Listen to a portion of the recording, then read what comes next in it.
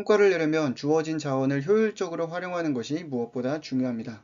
특히 우리에게 주어진 시간이란 자원을 어떻게 활용하는지에 따라서 우리의 성과 수준은 많이 달라질 수 있을 거라고 생각합니다. 그래서 오늘은 일론 머스크의 시간 관리 기법으로 유명한 타임박싱 기법에 대해서 함께 알아보도록 하겠습니다.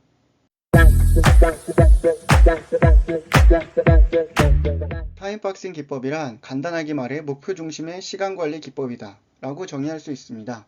일에 대한 집중력을 향상시켜주고 미루는 습관을 타파하는 데 도움을 줍니다. 원래는 프로젝트를 진행할 때 팀 단위로 사용해 오던 기법인데 개인의 성과 향상에도 굉장히 도움이 된다는 것이 알려지면서 현재는 많은 분들이 이 기법을 업무에 적용해서 활용하고 있습니다. 타임박싱 기법은 얼핏 보면 우리가 기존에 해오던 시간 관리 방법과 큰 차이가 없는 것처럼 보여지기도 합니다. 다이어리에 일정표가 있고 그 일정에 우리가 해야 할 일들을 적어놓고 하나하나 일을 해나가는 방식. 그것과 외형적으로 보면 큰 차이가 없어 보이는 면도 있습니다. 하지만 조금 더 자세히 살펴보면 일반적인 시간 관리 기법, 일정 관리 방법과는 큰 차이가 있다는 것을 우리가 발견할 수가 있습니다. 타임박스 기법의 특징을 살펴보면 우선 타임박싱 기법은 정해진 시간에 오직 한 가지 일에만 집중하는 것을 원칙으로 합니다. 두 번째, 동일한 업무를 일정한 시간대에 배치해서 어떤 일관성, 그러니까 업무의 루틴을 형성하는 것을 목표로 하죠. 세 번째는 정해진 시간에 업무가 마무리되지 않더라도 일단 일을 중단하는 것을 원칙으로 합니다. 이 세 가지가 일반적인 스케줄 관리와 타임박싱 기법의 차이점이라고 말씀드릴 수 있을 것 같습니다. 타임박싱 기법은 어떻게 보면 업무 하나하나에 명확한 데드라인을 설정해서 그 일에 대한 집중도를 더 높이는 그런 기법이라고 말씀드릴 수 있을 것 같습니다. 자, 이러한 생각의 기저에는 파킨슨의 법칙이라는 이론이 자리 잡고 있습니다. 파킨슨의 법칙은 영국의 경영학자 노스코트 파킨스가 주장한 이론이고요. 간단하게 말하면 자원이 충분하다고 해서 꼭 높은 수준의 성과가 나오는 것은 아니다 라는 주장이라고 말씀드릴 수 있을 것 같습니다. 이 파킨슨이라는 학자가 말한 본래의 바탕은 어떠한 조직에서 꼭 인원수가 많아진다고 해서 그 조직의 성과 역시 높아지는 것은 아니다 라는 뜻으로 이 파킨슨의 법칙이라는 걸 주장했는데 이러한 바탕, 이러한 개념이 여러 분야에 활용되면서 유사하게 적용되고 있다고 보시면 될 것 같습니다. 이 파킨슨의 법칙을 시간 관리에 도입해서 해석을 해보면 시간이 충분히 주어진다고 해서 꼭 높은 수준의 성과가 나타나는 것은 아니다. 이렇게 좀 표현을 해볼 수가 있을 것 같습니다. 우리가 이런 경우가 정말 많다는 것은 선험적으로 알 수가 있습니다. 어떤 일을 진행할 때 충분한 시간이 주어진다고 해서 시간이 상당히 많이 주어진다고 해서 반드시 그 일의 성과 수준이 높아지는 것은 아니죠. 여러 가지 이유가 있지만 대부분의 사람들은 일하는 패턴이 마감 시간이 늘어지면 일에 필요한 시간이 늘어나면 그 시간에 맞춰서 일의 속도 역시 늦추기 때문입니다. 혹자들은 이런 기대를 하죠. 시간이 많아지면 시간보다 일찍 일을 끝내고 그 일의 완성도를 높이거나 혹은 다른 일을 시작하면 되지 않느냐 라고 생각하는 분들 참 많이 있는데 현실적으로는 현장에서 그렇게 일이 진행되는 경우는 많지 않습니다. 대부분은 마감 시간이 길어진 만큼 일의 전체적인 진척도나 일이 진행되는 속도 역시 느려지기 마련입니다. 그래서 때로는 일을 미루다 보면 결과적으로 시간은 충분함에도 성과는 그렇게 만족스럽지 않은 경우도 굉장히 많이 있습니다.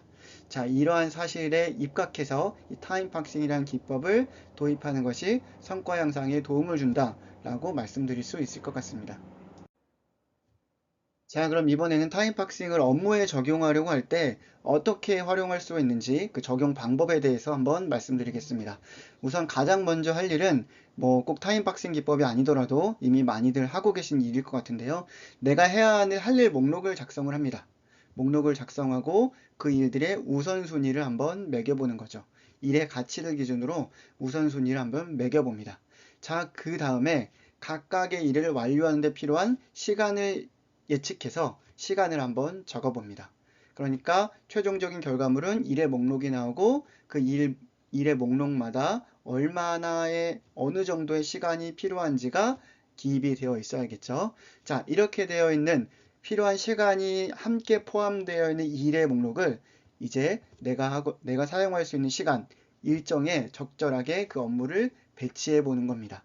그리고 그대로 한번 실행을 해보는 거죠. 타임박싱을 업무에 적용할 때 가장 여러분들이 잊지 마셔야 될 것이 있다면 일 단위로 피드백을 실행하고 업무를 개선해 나간다는 것입니다. 그러니까 하루 일과가 끝날 때마다 내가 오늘 만들어 놓은 타임박싱들을 제대로 지켰는지 또 원하는 기대하는 수준의 성과가 나왔는지를 하나하나 체크해서 그 일을 개선할 방법을 찾아내는 또 숙고하는 시간을 매일매일 가져보는 것이죠. 자, 이 시간이 바로 타임박싱 기법에 있어서 가장 핵심적인 시간이라고 말씀드릴 수 있을 것 같습니다. 타임박싱을 할 때 사용할 수 있는 여러 개의 템플릿이 존재하는데요. 현재 화면에 보이는 것은 가장 보편적으로 사용되고 있는 템플릿 중 하나입니다. 총 세 가지 레이아웃으로 구성되어 있는데요. 우선순위를 적는 항목이 있고 그 밖에 여러 가지 그냥 아이디어들을 적는 브레인 덤프라는 공간이 마련되어 있습니다. 그리고 마지막으로 시간대별로 할 일 목록을 적어서 시간을 관리하는 그런 일종의 스케줄표 같은 것들이 들어있죠. 자, 이게 보편적으로 사용하는 타임박싱 기법이고요.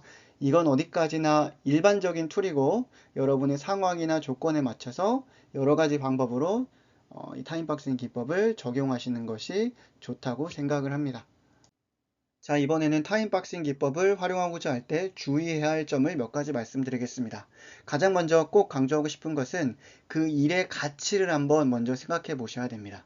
타임박싱 기법은 굉장히 효율적인 도구임이 분명합니다. 하지만 어디까지나 도구일 뿐입니다. 중요한 것은 그 도구를 가지고 하는 일이 얼마나 가치 있는 일이냐가 훨씬 더 중요한 일이라고 생각합니다. 아무리 여러분이 효과적으로 효율적으로 일을 하더라도 그 일 자체가 잘못되었다면 여러분이 원하는 성과와 무관한 혹은 연관성이 상관관계가 좀 떨어지는 일이라면 그 일에 들어간 노력과 수고는 오히려 여러분에게 마이너스라고 할 수도 있겠죠. 그래서 타임박싱 기법을 사용할 때 전 단계에서 우리가 했던 우선순위를 정하는 일을 정말 철저하고 섬세하게 하셔서 정말 내가 가치가 있는 일, 성과와 직결되는 일을 찾아서 그 일의 기법을 도입하시기를 권장을 드립니다. 자, 두 번째, 타임박싱을 하실 때는 정해진 시간이 되면 무조건 일을 중단하셔야 됩니다. 네, 물론 약간의 유연함이 필요할 수도 있다고 생각할 수 있을 것 같습니다. 하지만 이 타임박싱 기법의 기저에 깔려있는 기본적인 이론을 보면 제가 아까 말씀드렸던 것처럼 데드라인 이펙트를 극대화하는 방향을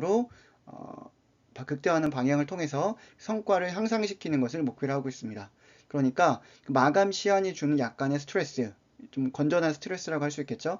그걸 통해서 집중력을 높이고 창의성을 극대화하는 것이 이 타임박싱 기법의 하나의 중요한 작동 원리라고 말씀드릴 수 있을 것 같습니다. 그래서 일단 정해진 시간이 되면 무조건 일을 중단하는 습관을 들이는 것이 좋습니다. 세 번째는 휴식에 들어간 타임박스도 충분하게 배치합니다. 네, 이 휴식이라는 것도 그냥 쉬는 시간이 아니라 어떤 성과를 위한 하나의 중요한 행위라고 여러분이 생각을 하시고 휴식이 들어간 타임박스를 전체적인 일정에 중간중간 충분히 배치를 하는 것도 굉장히 중요한 일이라고 말씀드리고 싶습니다. 자, 그럼 마지막으로 타임박싱을 조금 더 여러분이 효과적으로 하는데 도움이 되는 팁 두 가지만 말씀드리고 마치도록 하겠습니다. 우선 캘린더나 일정 관리 앱을 활용해서 여러분만의 타임박싱을 시각화해 보시는 것을 추천을 드립니다. 사실은 우리가 대부분의 업무 시간 동안 스마트폰이나 태블릿이나 PC나 이런 전자기기와 함께하는 시간이 굉장히 많죠. 그래서 그 안에 이제 캘린더나 일정 관리할 수 있는 앱들이 설치되어 있는 경우가 많고 대부분은 이것들이 이제 동기화돼서 같은 일정을 뭐 태블릿, PC, 스마트폰 어디서나 다 확인할 수 있는 경우가 많잖아요.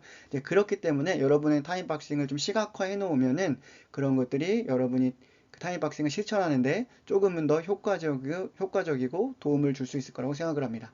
자, 두 번째는 업무에 집중하기 위한 여러분만의 테크닉을 반드시 배우셔야 됩니다.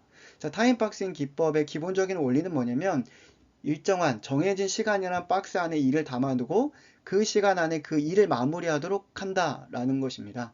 그래서 잠시 전에도 설명을 드렸지만 데드라인 이펙트를 이용해서 어떤 그 일에 집중하고 몰입하는 그런 방향으로 우리가 업무를 진행하도록 하는 것이 이 타임박싱 기법의 기본적인 원리죠.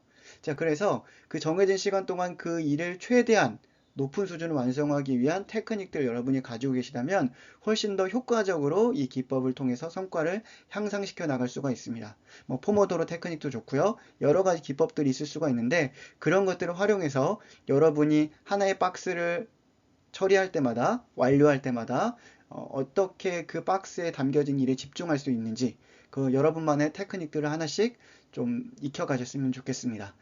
떻게 하면 일에 몰입하고 집중할 수 있는지 그 테크닉들에 대해서는 향후 기회가 됐을 때 다시 한번 여러분들하고 함께 지식을 나누는 시간을 가져보도록 하겠습니다. 자, 오늘은 시간관리 기법 중에 하나인 일론 머스크의 시간관리 기법으로 유명한 타임박싱 기법에 대해서 함께 알아봤습니다. 아무쪼록 오늘 배운 내용이 여러분이 성과를 향상시키는데 조금이나마 도움이 되셨으면 좋겠습니다. 그랬으면 좋겠다는 마음을 저는 늘 가지고 있고요.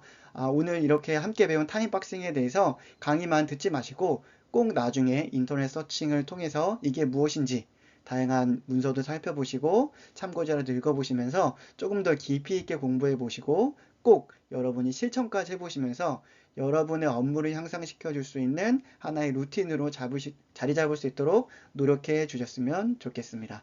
그럼 오늘 성과 코칭 네 번째 시간 여기까지 마무리하고요. 다음 시간에 또 만나 뵙도록 하겠습니다. 여러분 끝까지 들어주셔서 감사합니다.